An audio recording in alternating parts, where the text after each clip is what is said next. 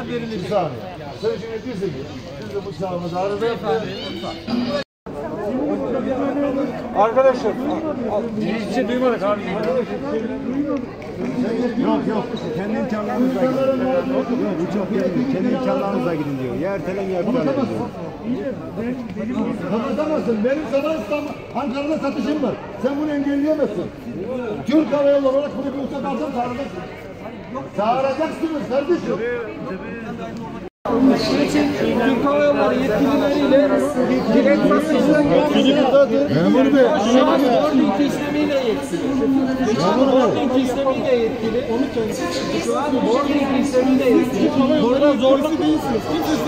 Tamam geçin diyoruz. Geçin. Memur Bey anlamadığınız bir şey var mı?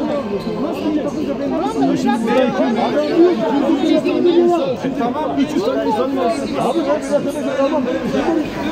Onu onlar anlatacaksınız. Burada kapıda çalışan personel Yetkili diyor kardeşim.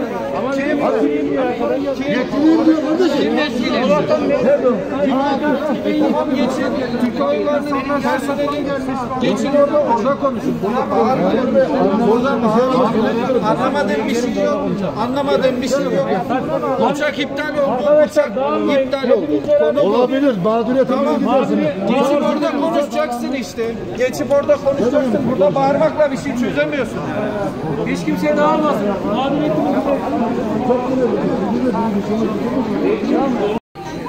Arkadaşlar Twitter'dan, sosyal medyadan bildirin şunları. Herkes etiketlesin bunları. Müşteri hizmetleri boş, bir sırmaz.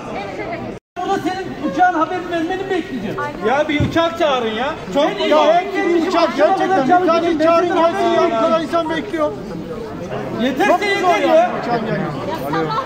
Bir de akşamlara kaldık yani. Sabah 10'dan falan vazgeçtik, gecelere gideceğiz. Ankara'dan uçak bir saatte gelir ya. Bir saatte gelir. Aynen öyle. Uçak isteseniz bir saatte buradan.